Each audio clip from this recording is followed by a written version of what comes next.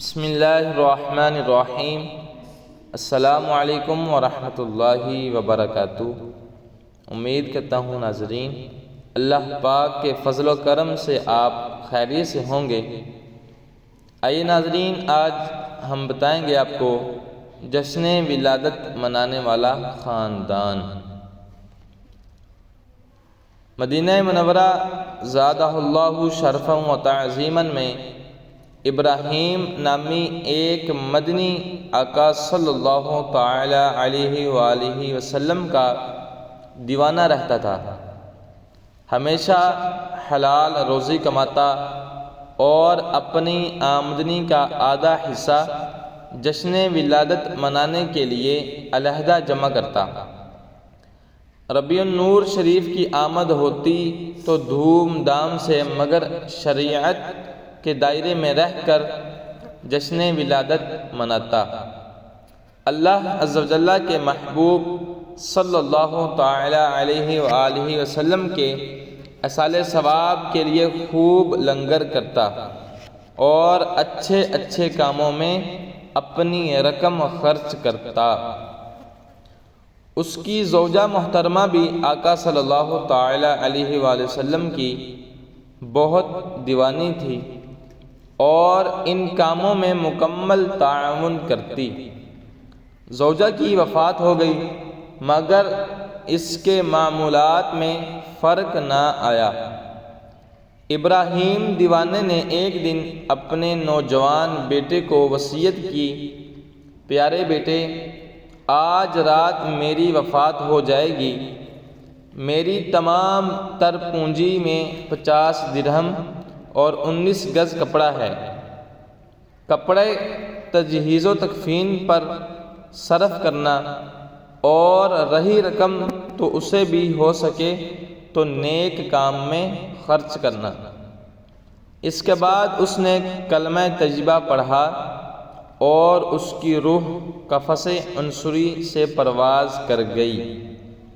بیٹے نے حسب وصیت والد مرحوم کو سپرد خاک کر دیا۔ اب 50 درہم نیک کام میں خرچ کرنے کے معاملے میں اس کو سمجھ نہیں آتی تھی کہ کیا کرے۔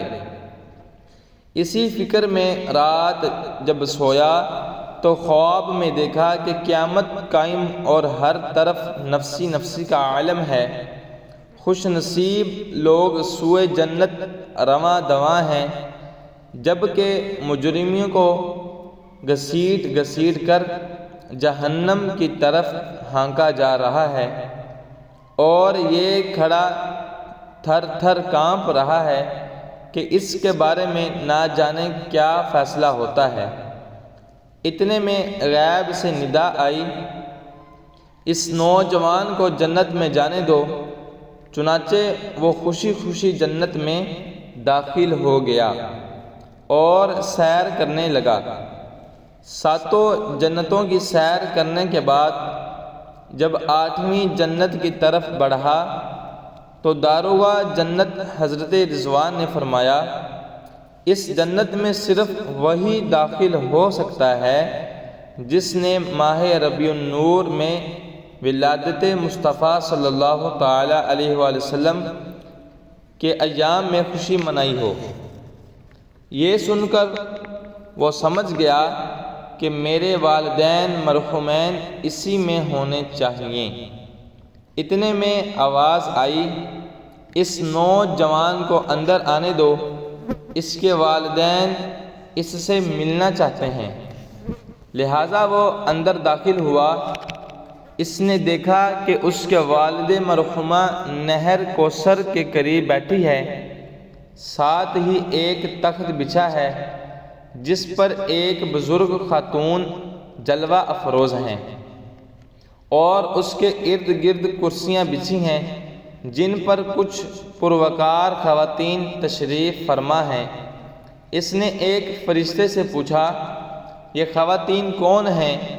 اس نے بتایا، تخت پر شہزادی کونین سیداتنا فاطمہ الزہرا رضی اللہ تعالی عنہا ہیں اور کرسیوں پر خدیجہ الکبریٰ عائشہ صدیقہ، سیدتنا مریم، سیدتنا آسیہ، سیدتنا سارہ، سیدتنا ہاجرہ، سیدتنا رابعہ اور سیدتنا زبیدہ رضی اللہ تعالی عنہ ہیں۔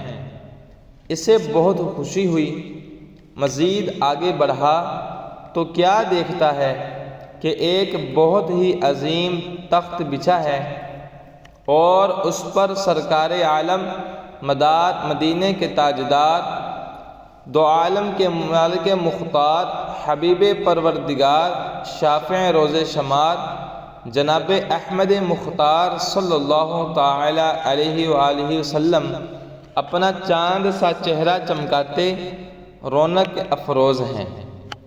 ارد گرد 4 کرسیاں بچھی ہوئی ہیں، ان پر خلفائے راشدین علیہم الرضوان تشریف فرما ہیں۔ دائیں طرف سونے کی کرسیوں پر انبیاء کرام علیہم السلام رونق افروز اور بائیں جانب شہداء کرام جلوہ فرما ہیں۔ اتنے میں اس کے والد مرحوم ابراہیم بھی سرکار مدینہ راحت قلب و سینہ صلی اللہ تعالی علیہ وآلہ وسلم کے قریب ہی جرمٹ میں نظر آ گئے۔ والد صاحب نے اپنے لخت جگر کو سینے سے لگا لیا، وہ بہت خوش ہوا اور سوال کیا، ابا جان، آپ کو یہ عالی شان رتبہ کیوں کر حاصل ہوا؟ جواب دیا، الحمدللہ عز و جل، یہ جشن ولادت منانے کا صلہ ہے۔ اس کے بعد اس نوجوان کی آنکھ کھل گئی۔ صبح ہوتے ہی اس نے اپنا مکان اونے پونے داموں بیچا اور والد مرحوم کے بچے ہوئے 50 درہم کے ساتھ اپنی ساری رقم ملا کر طعام کا اہتمام کیا اور علماء صلحاء کی دعوت کی۔ اس کا دل دنیا سے اچاٹ ہو چکا تھا، چنانچہ مسجد میں عبادت اور اسی کی خدمت میں مشغول رہنے لگا اور اپنی زندگی کے بقیہ 30 سال اسی طرح گزار دیے۔ بعد وفات کسی نے اسے خواب میں دیکھ کر پوچھا، کیا گزری؟ بولا، مجھے جشن ولادت منانے کی برکت سے جنت میں اپنے والد مرحوم کے پاس پہنچا دیا گیا ہے۔ اللہ عز و جل کی ان پر رحمت ہو اور ان کے صدقے ہماری بے حساب مغفرت ہو۔